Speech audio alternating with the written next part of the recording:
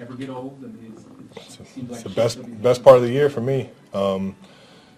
Just get to go out there, new expectations, new team, new identity, and we're fired up because of it. So just another hack at another year. I mean, it's just it's exciting, man. I'm assuming you watched a little football last night. Oh yeah, saw the whole game. Yeah, the Bills look like they're ready to go. Week one. They've made some moves. You guys ended their season. Do you get the feeling, I mean, you've had the target on your back in this division for a long time, but do you feel like the target is on your back with all the moves that a lot of these teams have made in the AFC?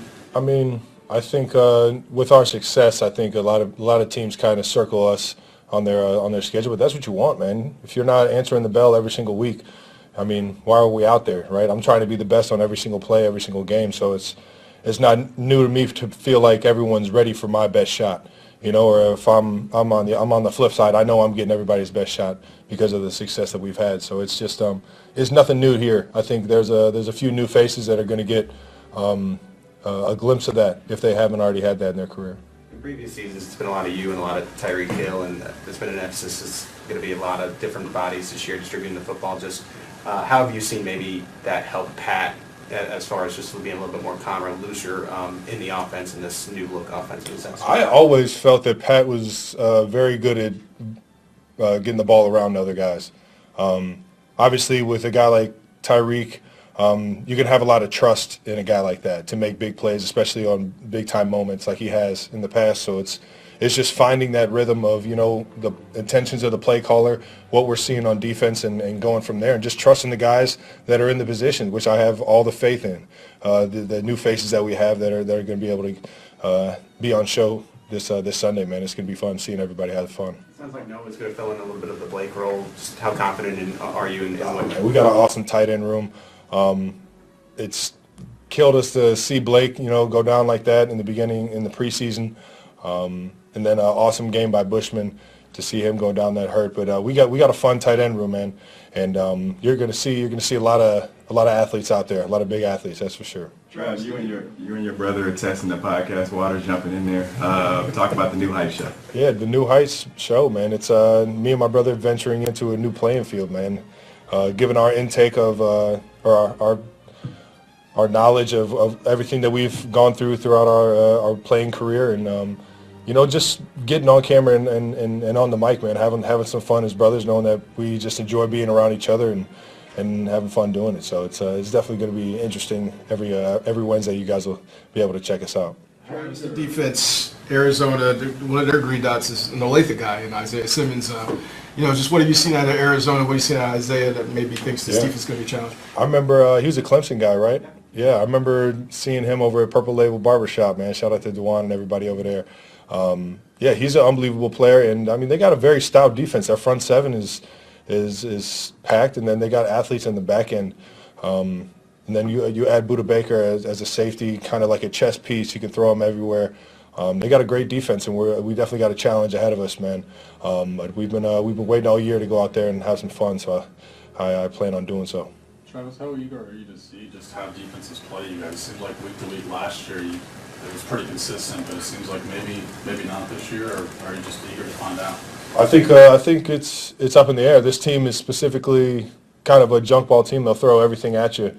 A lot of blitzes, a lot of different variations of coverages, and you can't really get a good tell or a lot of there's not a lot of scheme to it, right? They just have a lot of good players that can do different things. So it's just understanding that you got the whole gamut of coverages that you can get thrown at, and just being true to your indicators and just playing fast, man. You can't let it slow you down. That's the biggest thing that I think they're trying to do when they throw so many different types of coverages at you.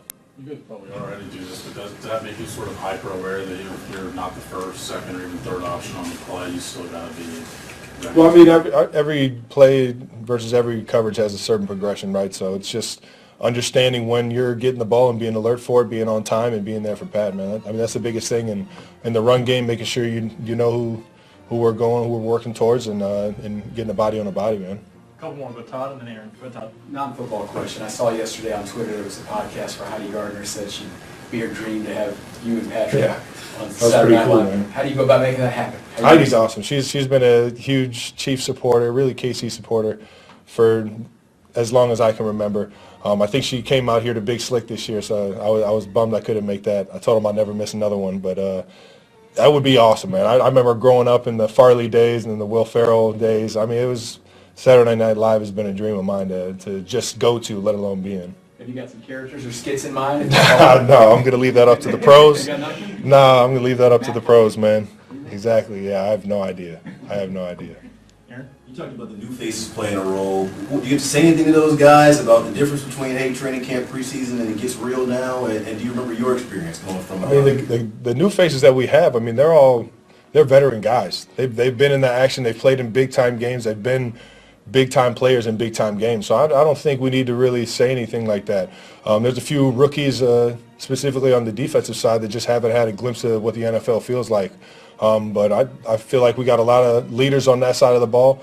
We got a lot of playmakers up front that are going to help it make it easier on the guys, the younger guys, to just fall in line and do their job and just fly around and make plays, man. That's the biggest thing, man. You keep that energy up, man.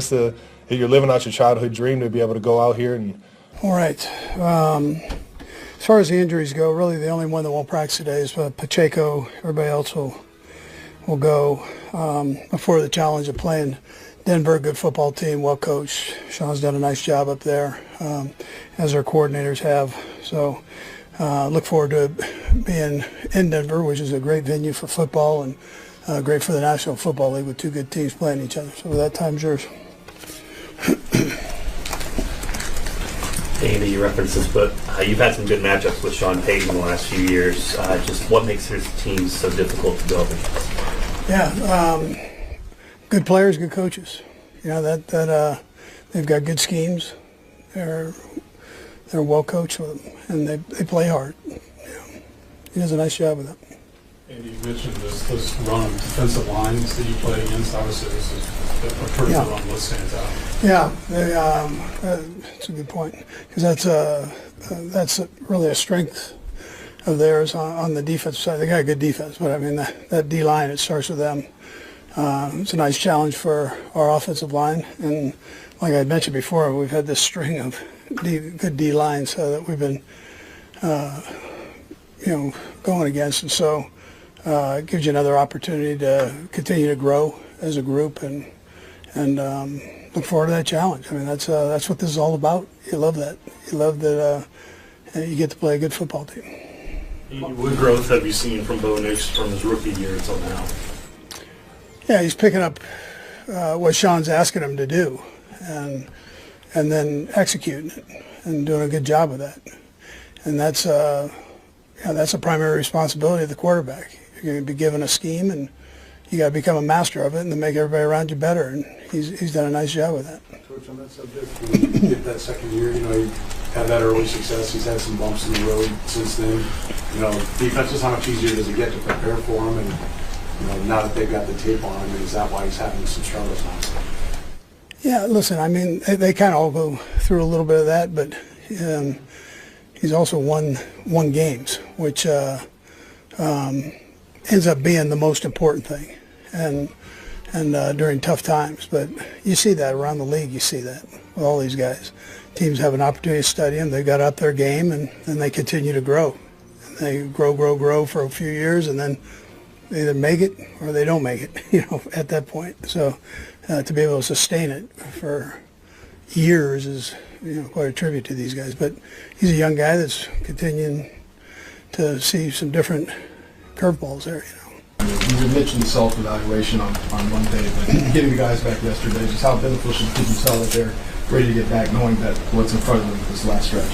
Yeah, sure. They understand that, and they were out there, and we can go lock ourselves in the office and do that stuff. They're out there, and they hear everything, so and see everything with the time off, and so they understand. They're focused, locked in, ready to go, ready to get back to work and get better. And that's, as a head coach, that's all you can ask for. Hairston, after the Bills game, said he was kind of picking up some tendencies from Xavier, trying to figure out what he's doing. When you guys went back and self-scouted, did you see some things like that happen? How much do you have to kind of guard against that week to week in this league? Yeah, so listen, everybody's got a tendency somewhere along the line. That's how it works. You know, if you watch enough tape, you're going to see certain things. So the objective is to give them that against different looks. So we look at all that and try to keep track of that, and we ask players to do the same thing. So, and Xavier's a smart kid; he gets all that. But I'm not sure. You know, we'll see. Andy, when you're in the bye week and doing the self-scout, how much do you think you're learning from your successes versus how much you're learning from, say, the Buffalo game? I mean, is it one loom larger? Yeah, you know, what we try to do, and I think with technology now, it's different than it was a few years back. You're able to stay up on that. You've got the Frasers and Marks around the league here where you've got these guys that kind of keep you abreast of what's going on, you know, what your tendencies are, what you need to work on in certain, or show in certain spots and down and distances, all that. So they do a pretty good job. So when you go back and you put it all together and look at it, you're kind of fine-tuning what you've already gone through. You just have more time to do it. And is it beneficial? Yeah. I mean, you know, the proof is in the pudding. So if we can do better, then it's been a good evaluation period. So the challenge with someone like Nick Benito, 15, impacts throwing Josh back in the fire. You know, does it impact it at all? Yeah, we'll just see. Let's see. I haven't even got him out for a practice yet. So let's see how all that goes. He'll jump in and see what he can do and mix it up out there and do what we do, and then we'll go from there. So I just want to see him back out there. I'm glad he's back and going. Reid? Coach Ofonga, what does he bring at safety? Yeah. Add him this year? Yeah, I think that's a good add. He's he's been banged up a little bit in years past, but he's playing his tail off right now. Smart, real smart kid, good leverage guy. So if they ask him to stay in outside leverage, he's going to stay in outside leverage. He's going to discipline it. And then if they ask him to get in the box and blitz and do that dirty work, he's all in there too. So he's a good football player, real good. Matt? Coach, when Joshua mentioned you just want to see him get on the field, what would you hope to see from him the next couple of days that would tell you that he's ready to play on Sunday? Yeah, let's just see what kind of shape he's in. You get back into the football swing. You know, so let's see how he is. You know, I'm sure he's going to be okay, but we'll see. We'll do last three. Jesse? Yeah, Andy, a lot of division games coming up. Just how much pride do you take in the consistency to win 9 straight of these in a row and the work that it takes to be able to accomplish something? Yeah, well, it's important that you spend time on that. And the thing about our division here is it's strong division. The AFC West is tremendously strong, and you know, we're all trying to shoot for the same thing. They're all good teams and they're well coached. Yeah. Coach, Denver's won a lot of close games throughout this season. Of course, you've been a part of winning some close games here. How tough is it to play a team that's won so close to the national title? Yeah, that's what Serena was saying. I mean, they win. They find a way to win, and so we've been through that. And the way that this league is right now, you got to be able to do that. You know, the parity in this thing is pretty crazy. So, especially in AFC West. Sam, last one. Hey, just to build off what Matt asked, but would it be a lot to ask a guy who's missed a month, 5 weeks to jump right back in? I mean, I'm sure that's part of your evaluation, I guess is what I'm asking. Yeah, it absolutely is. I got to see what he's got rolling. And I've seen a couple practices, so I'll be able to figure it out somewhere here, hopefully. Thanks, Coach. All right. The front for Denver, just what's the challenge in facing that unit? Yeah, I mean, I think they have. I mean, you have 5 really good defensive linemen. They can all win in different ways, and they have guys that rotate in and play well, play good as well. And so they know what their scheme is. They know how to get after the quarterback. And so for us, it's just having great protection schemes, changing up the looks for them so they can't just tee off. And then I think just going out there and getting the ball in my hands whenever I need to, and then take shots whenever I need to as well. Bye-week self-scouting standpoint, like from one half to the other, I guess if there's one point of emphasis for yourself, what are you focusing on maybe being better at in the second half? Yeah, I think just staying true to the progression sometimes as the games go on. I think if I look back, especially at the Bills game in general, I think I started off pretty well at going through my progressions, but as the game went on, getting away from that. And so trying to be better at that and then trying to settle myself down in some of those moments. But we did a lot of good things. It's just about being more consistent on a week-to-week basis. Self-scout things, like after the Bills game, Harrison was saying he was picking up tendencies on Worthy and stuff like that. I mean, number one, is it possible to happen? Did you see it when you went back and looked at things, and how do you prevent that? I didn't necessarily see it, but I mean, obviously, if he said it, he saw something, and so we'll be better at looking at things like that. I appreciate the info so that we can be better at that as the season goes on. Patrick, you're OC at Texas Tech. Eric Moore is having a big year at North Texas. What helped you the most that you learned from him, just developing as a young quarterback? Yeah, I think he has a good feel for making you comfortable. I think that's the biggest thing. I mean, he obviously can see talent. You look at all the quarterbacks he's been with through all the different stops he's been in, but he gives you confidence to go out there and be yourself and play the game the way you're supposed to play, and he'll change the offense for that. And so it's not surprising to me that he's had so much success, and he's had a ton of success this year at North Texas, and I saw him this last offseason, and it's cool to see, like, his kids were like babies now. They're getting older now, and it's cool to see that stuff as well. So I'm sure that he'll continue to have success either at North Texas or wherever he ends up at. Speaking of Tech, how'd you do on your picks? You know what your record ended up being? I don't know what my record was, but I think I'm really good on the actual picks. I don't know the spreads and stuff. I don't get a lot of practice at that. They don't let us do that stuff. So it's I don't think I did good with those, but I did good on my actual games and who won the game. So it was fun though. The game day was amazing. I mean, I grew up watching. I still watch it. And I think just like the atmosphere in Lubbock, you can tell how much everybody appreciates the team, appreciates how much success they're having, and they're going to enjoy the moment. And I thought that was really cool. This game, I realize they're all big, but how big is this game against this team? Yeah, I mean, they're first in the division, and they have a couple games on us. And so it's huge for the division, and that's always our first goal is win the division. And so it's a really good football team. There's no way around it. And so we have to go out there and play our best football, and I don't think we've done that yet. So after this bye, let's go out there, put a great week of practice together, and find a way to win in a hostile environment against a great football team. You guys are generally the ones who are a couple of games up on everyone else in the division at this time of the year. The tables have turned a little bit here. Does it feel different? What's the desperation? I don't know. What's it feel like for you guys right now? I mean, I think you understand this game's important. I think that's the biggest thing. I mean, it's a divisional game, and they're always important. But with them having the lead and us needing to go out there and win to have a chance to win the division, I think guys understand that. But at the same time, all we can do is have a great day today, and we're gonna have a great week of practice. Put that together, and then go out there and play our best football. And I think if we play our best football, we can win against anybody. And so we have to go out there with that mindset of let's play our best football this weekend. Patrick, the division streak here predates you, so how much pride do you take in the consistency? Travis Kelce leans forward in his podcast chair, the kind of energy radiating from him that makes you certain he's not just talking football, he's living it. There's a certain electricity in the air as the Kansas City Chiefs prepare for their showdown with the Denver Broncos, a team that's been rewriting its own narrative all season. The Broncos, riding high with an 8-2 record, keep finding ways to win even in games where they seem out of sorts early. It's the kind of paradox that keeps fans on the edge of their seats and leaves analysts scratching their heads, because Denver has only managed to score first once in 10 games, yet somehow they keep closing them out with a flourish. Kelce sees through the statistics and the noise. As he explains on a new episode of New Heights, the key isn't to wait for the Broncos to stumble, it's to strike before they even get their footing.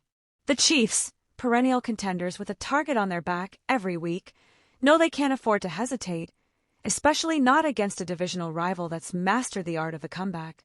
You can almost hear the gears turning as Kelce lays out the plan, his voice betraying equal parts excitement and respect. The matchup isn't just about two teams. It's about philosophies, momentum, and the unpredictable nature of a season that feels like it's building toward something unforgettable.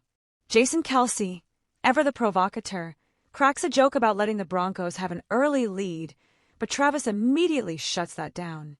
The idea of spotting points, of playing from behind on purpose, grates against everything he believes as a competitor. There's a fire in his response, not angry but insistent. The Chiefs aren't just playing to win. They're playing to dominate, to set the tone from the opening whistle and keep their foot on the pedal until the final seconds tick off the clock. What makes this looming contest so intriguing isn't just the records or the star power, it's the sense that something has to give. Denver's knack for late-game heroics meets Kansas City's determination to control the pace, and the outcome could ripple through the rest of the season. It's the kind of game that feels bigger than the standings, a litmus test for both teams' legitimacy. Will the Broncos' late-game magic continue, or will the Chiefs finally force them to play from behind and keep them there? Kelce's focus is unwavering. He knows that starting fast isn't just a slogan, it's a necessity. The Chiefs want to make a statement, to remind the league why they're feared, while the Broncos are desperate to prove that their record is no fluke.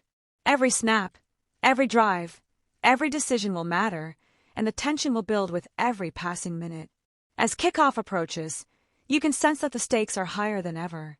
The margin for error is razor thin, and neither team is interested in playing it safe. That's what makes this matchup so irresistible, the promise of brilliance, the threat of heartbreak, and the certainty that, for 60 minutes, anything can happen.